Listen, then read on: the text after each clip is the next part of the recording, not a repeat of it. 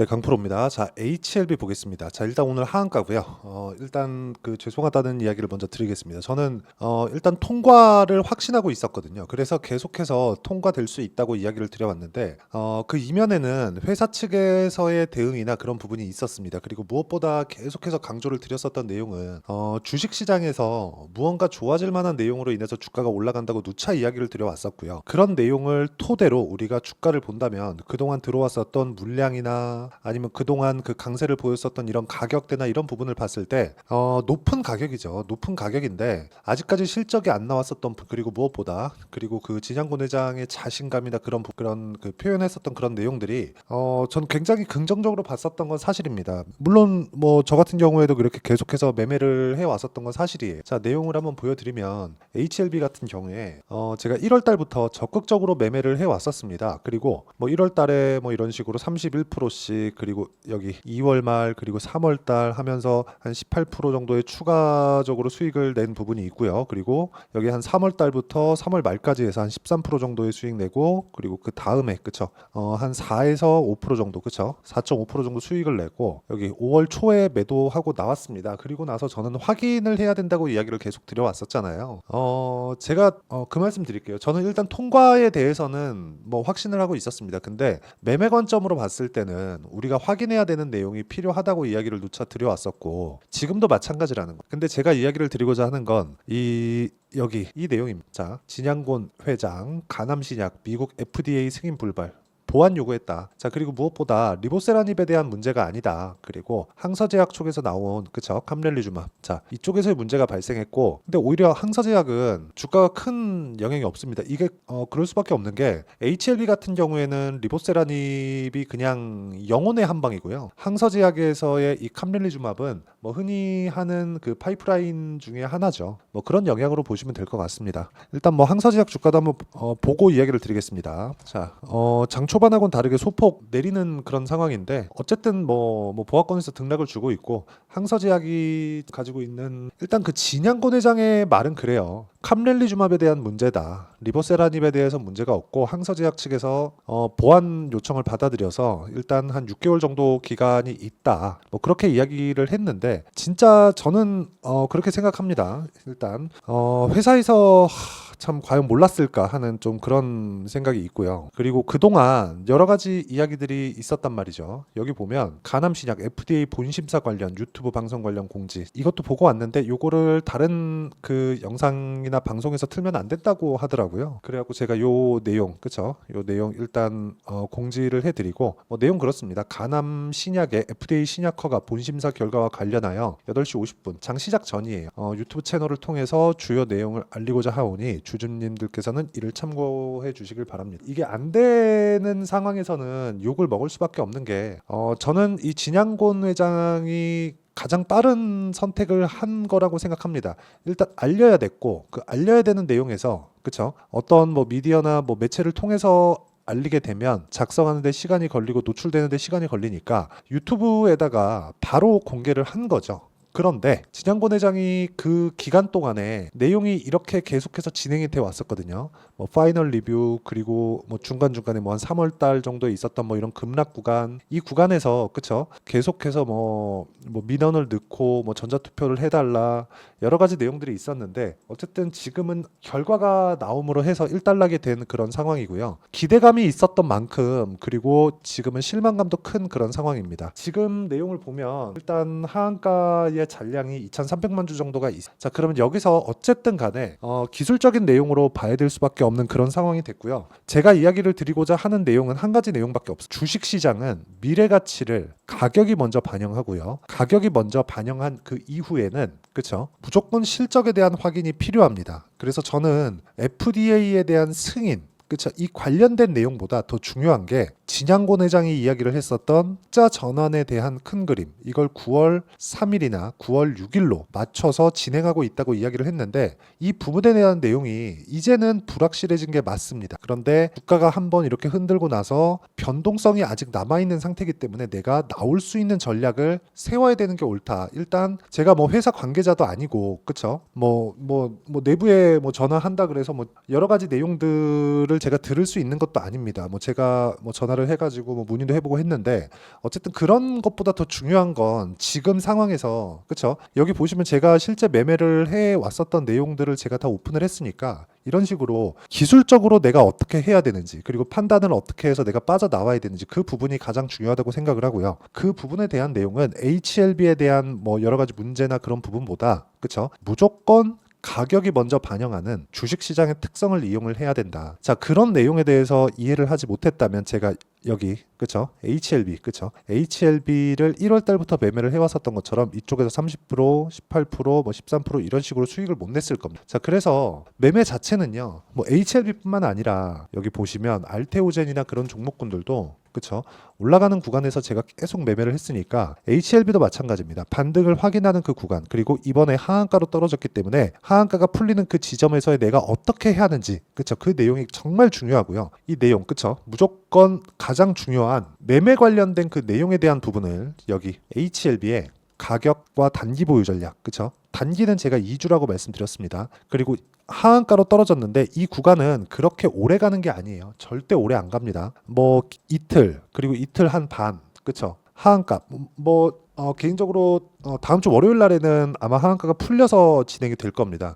뭐 그런 정도로 생각하고 있는 거지 이게 뭐 엄청난 문제점으로 돼서 아예 뭐 끝나거나 뭐 상장 폐지되거나 그런 상황은 아닌 거니까 이런 부분은 걱정을 안 하셔도 되고 하한가가 풀렸을 때 내가 어떻게 대응을 해야 되는지 그리고 하한가 풀리는 그런 방법들을 어떻게 내가 알고 준비를 해놔야 되는지 그 내용에 대한 부분을 제가 먼저 이야기를 해드릴 테니까 구독과 좋아요 눌러주시고요. 상단에 있는 전화번호로 HLB라고 문자 보내주시면 제가 가격 그리고 단기 보유 전략 무엇보다 하한가가 풀렸을 때의 탈출 전략을 이야기를 해드리고요. 무엇보다 지금 내용이 급하기 때문에 실시간 타점을 문자로 공유를 해드리도록 하겠습니다. 자, 그러면 이렇게 제가 강조를 드리고 그리고 HLB를 어떻게 매매를 했는지까지 제가 이야기를 드렸었는데 이런 식으로 구간별로 내가 이 가격대를 보거나 뭐 상황을 체크하거나 그쵸? 어떤 식으로 해서 이렇게 매매가 되는 건지 그 내용부터 일단 보여드리면 제가 이런 내용들을 소통방에서 다 공유를 합니다. 어저께 같은 경우에도 그래요. 여기 보시면요. 성우전자나 뭐 그런 종목들인데 전부 다 어떤 구간에서 제가 매매를 합니까? 신고가 구간, 그렇죠? 강한 구간에서 계속 매매를 해왔죠.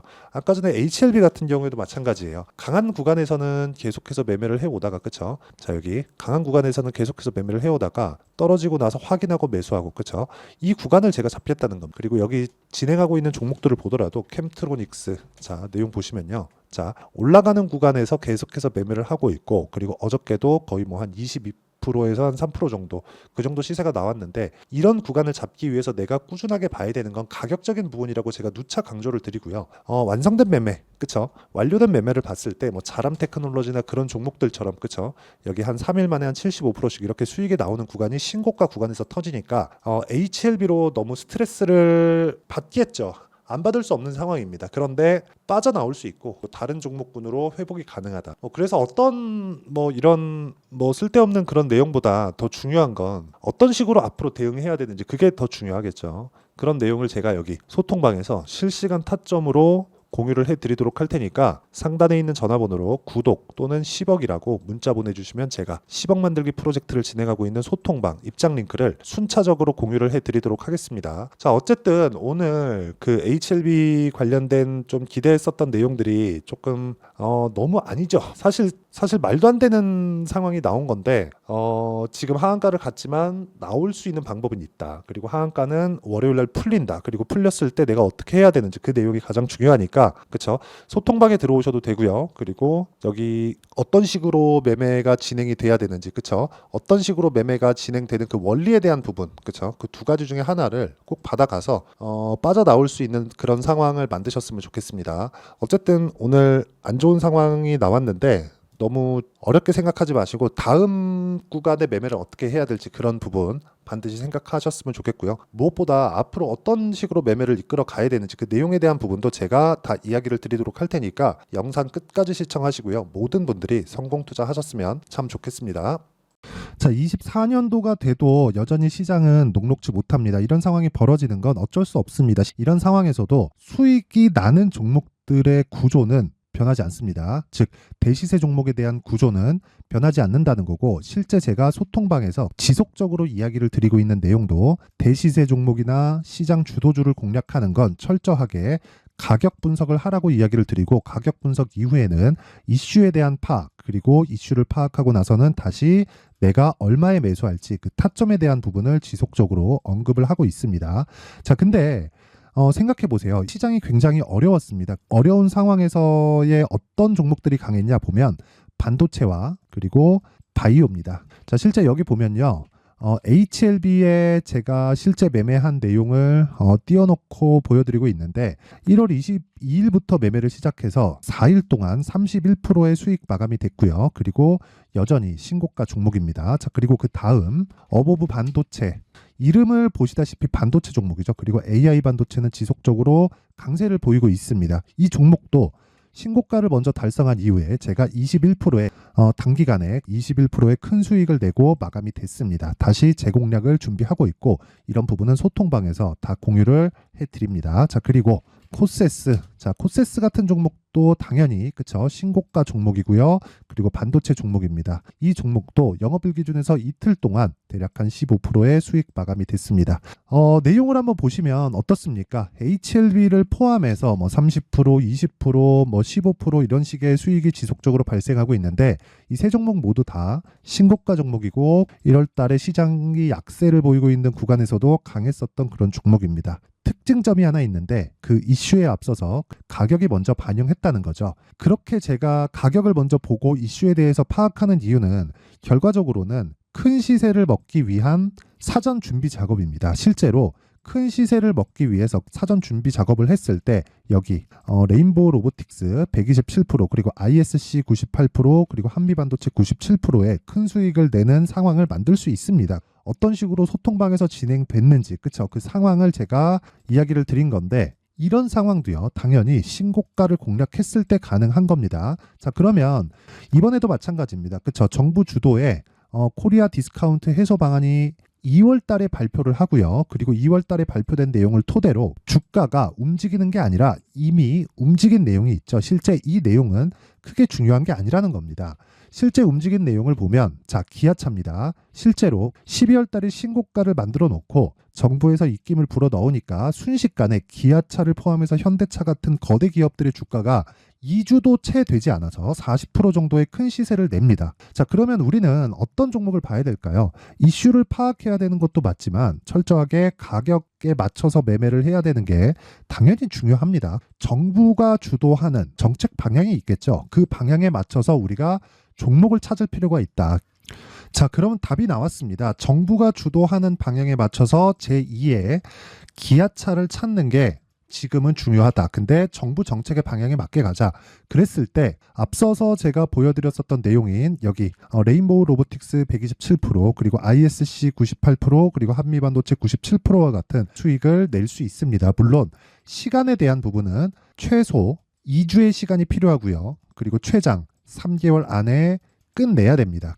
자, 기아차의 시세를 보셨던 것과 같이 2월 달에 정부 정책의 방향이 결정되고요. 바로 3월 달이면 시행입니다. 자, 그러면 우리는 거기에 맞춰서 당연히 종목을 찾아야 되고, 제가 제2의 기아차를 찾아놨습니다. 제가 아까 전에 소통방에서 이야기를 드렸었던 내용 다 공개를 해드렸는데, 그 내용처럼 종목만 받고 싶다 하시는 분들은요, 상단에 있는 제 전화번호로 대시세, 자, 대시세라고 문자를 보내주시면 정부 정책의 방향에 맞는 종목을 모든 분들에게 무료로 공개를 해드리도록 하겠습니다. 자, 제가 원하는 건 채널 성장이 목적입니다. 자, 그래서 구독과 좋아요 꼭 좀 부탁드리고요. 모든 분들이 정부 정책에 맞는 방향으로 매매를 이어가서 큰 수익 보셨으면 좋겠습니다.